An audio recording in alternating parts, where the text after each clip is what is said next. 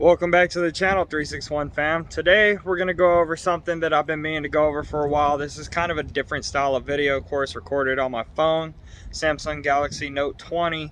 Yeah guys, we're going to hop on into it. So first of all, I'm going to switch and we're going to get this guy opened up. Yeah, that HD shows you how bad the front paint on the bumper is.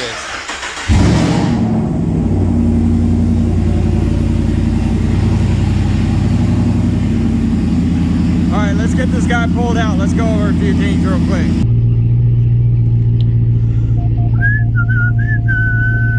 Man, the quality of this phone in HD is pretty nice. Oh, copyrights. Gotta turn those off. Can't have copyrights in my videos. Alright guys, so today's video is about all the mods, performance-wise, that are done here to the Moist Ram, which is my 2017 Ram 1500.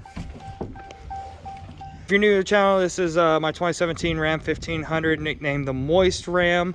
It's been on the channel quite a bit. It's actually like the main character of the channel, even though it's not a very big channel. It is the starting character of the channel. So anyway guys, there's the introduction to the Moist Ram.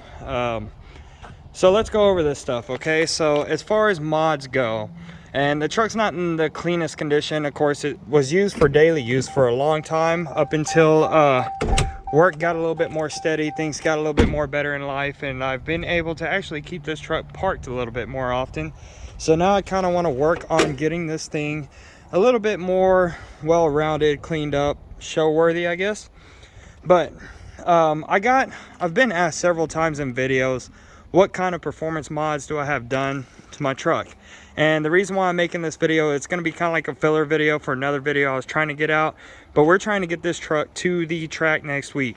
I want to get it to the track. I want to run it in its current state, full weight, just as if I was daily, just as if I was daily driving it, with toolbox, spare tire, back seat, front seat, all that good stuff on it, on these wheels and tires, which are heavy as shit. I want to see what my quarter mile time is. I did go and run in the past, and we discovered some issues. Okay, the truck ran a 13.2 on nitrous. So for those of y'all that don't know, yes, one of my performance mods is nitrous. Now you can put nitrous on a stock Hemi and be perfectly fine with it, as long as you're tuned for it or you know what you're doing. Do a little bit of homework. You know, consult all the guys in the forums and the groups. You know, that's what a lot of us Mopar guys did.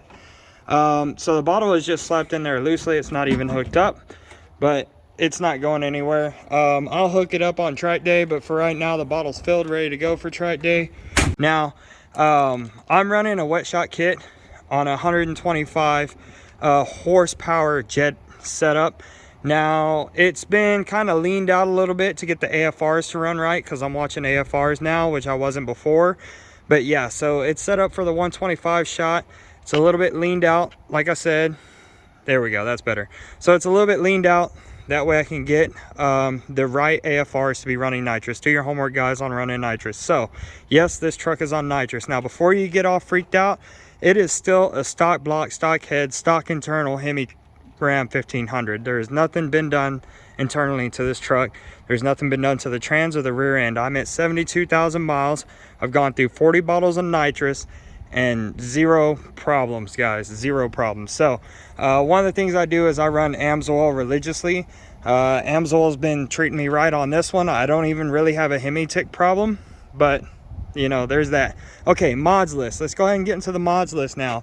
So the first thing I did when I got my truck is put a catch can on it. Even though this is the Amazon catch can, if you go ahead and lubricate the threads on these three components, you can see it separates here, and then you also have some threads here for attaching. If you go ahead and lubricate those with some anti-seize, they work just as well as the high-end ones. I can verify that because I've had the intake off. So first thing I did was the catch can. Second thing I did was a colder thermostat. Now with colder thermostats, they're not going to work, and I'm going to tell you why. They're not going to work without tuning. Okay, so this truck is tuned by Demon Motorsports. It's Matt Brown at Demon Motorsports. I'll leave a link down below in the comments. But the truck is tuned for a 165 thermostat to kick the fans on at 185 degrees. Now the reason why you want to do that is because you don't want this engine running at 165 degrees all the time. It's actually not good to run engines super cold. A lot of people think that, and yes, you may make more power, but it changes the tolerances. A lot of metals in engines and stuff only work at certain temperatures the way they're intended to work. Once you start changing those temperatures massively, you start changing the tolerances, because with heating and cooling, metal expands and contracts. A lot of people know that, but just throwing that out there for you guys. So we're on a 165 thermostat with clutch fan delete. Now I did the clutch fan delete. I didn't add anything to my electric fans. What we did was Matt Brown changed in the tuning when that fan comes on. So that fan comes on naturally as if it would if it never had a clutched cooling fan. So now, a lot of people don't like doing it this way, and I understand why completely, because I live in South Texas and it gets up to 120 degrees out here. But that can be done. You can do it. Watch your coolant temps whenever you're driving in town, getting stuck in traffic, getting stuck at red lights. I will say the coolant temps do climb on this one, but only in the summer, only maybe 2 weeks out of the year. So, and also I still have my factory fan. I can pull the intake off and shove it right back in there and be fine. So, you know, but I don't have to, because I watch my coolant temps, and really they never climb to anything outrageous. I think the highest I've seen is 204, and that's still below the factory settings, but that's climbing outside of the parameters that we've tuned it for, right? The parameters for the thermostat that we have in it. Take a deep breath here, hang on. So the next performance mod, as you can see, we've been walking all around it, is the Vararam cold air intake. I actually like shit out of it. I know a lot of people have complained about the, oh yeah, they're kind of flimsy and they move around and stuff like that. Well, they're meant to, just like engine mounts are meant to be flimsy and move around. It's because the engine is moving, and this thing is sealing up against the hood. You can see the dirt line from where this thing has been funneling in air through the grill, hitting here, inside here, and it scoops that air up and pinches it between the hood right into the intake. So it's a forced air intake, and you can see where it's sealing. So yes, you're gonna get dirt in here, and yes, this is gonna flex because your hood is not meant to flex. So this has to sit up against your hood as your engine's revving, moving around, because it's on soft motor mounts. So that's why they provide this with softer plastic to allow it to flex, and that's why it's on a rubber boot, to allow it to flex.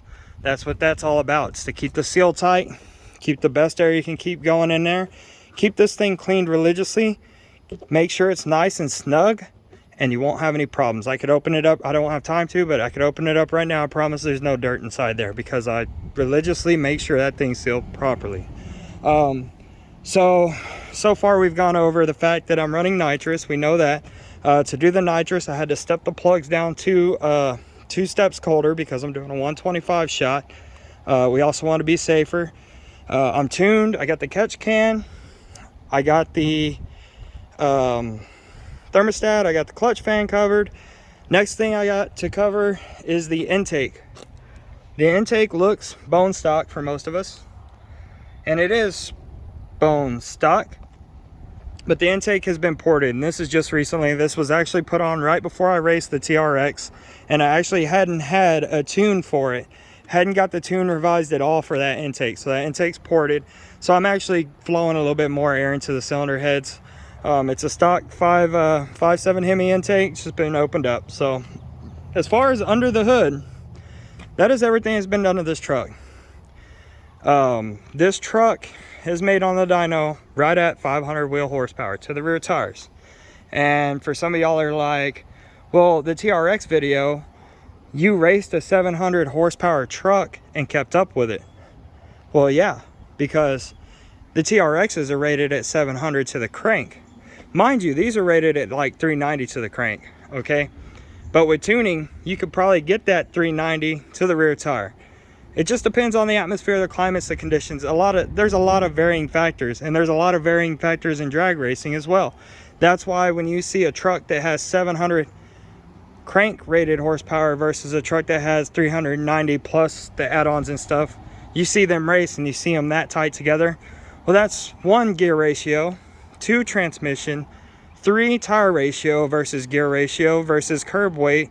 I mean, that thing's a four-wheel drive. I think they come factory on 35s, and it's a brick. It's a brick. Now, don't get me wrong, it's a fast brick, and this is a fast, I don't know what you want to call it, poor man's race truck. I don't know, but this thing's quick. So that's basically all I've got done. I think the only other thing that I haven't covered is I have super high flow, high velocity cats that are very rare to put on these trucks, but I have them.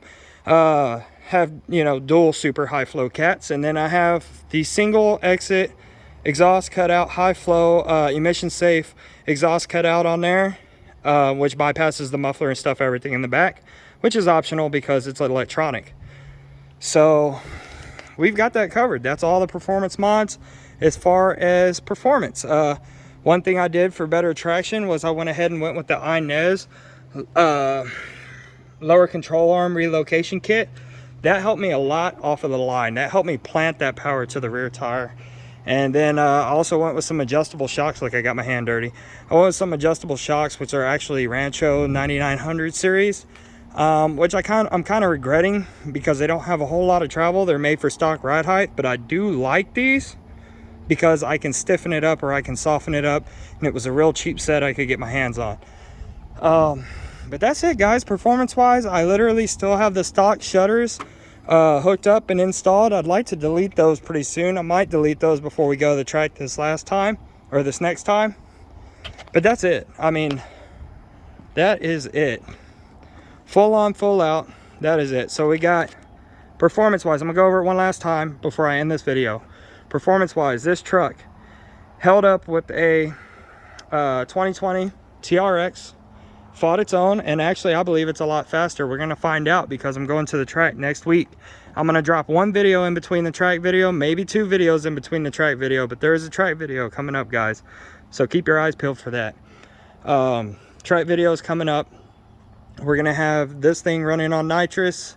We're gonna have it on its street package just like it sits, and then I'm gonna do my street strip package where I pull a bunch of weight out of it like a lot of guys do, just to see how fast, you know, see what the quickest time I can get out of it is. So but yeah, going over it one last time, we're on 125 shot of nitrous, cold air intake, we clutch fan deleted, we are a colder thermostat, we got a catch can, we still on stack boy with them stock manifolds down in there.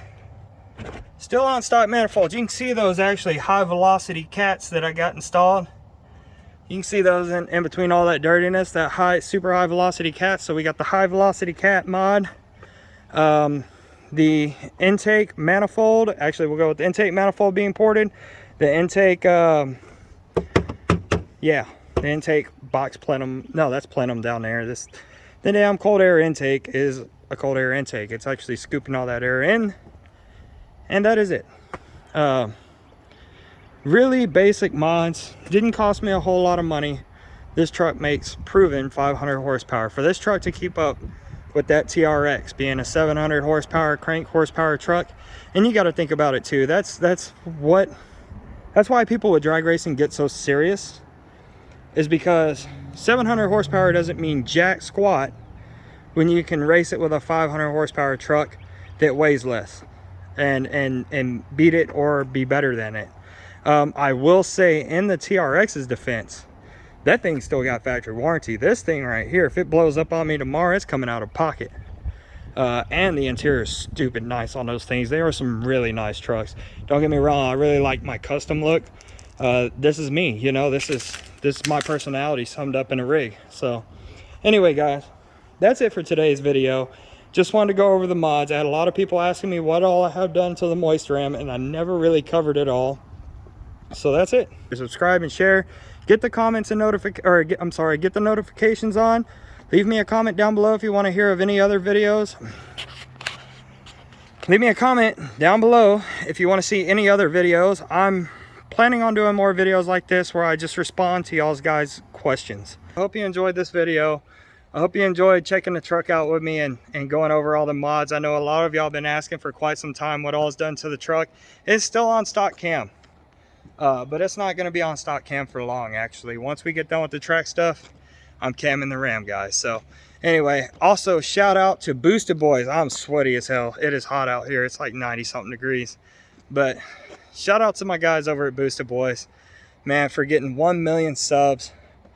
I'm freaking excited to be one of those 1 million subs, and I'm also freaking excited to be one of the few that got the support t-shirt.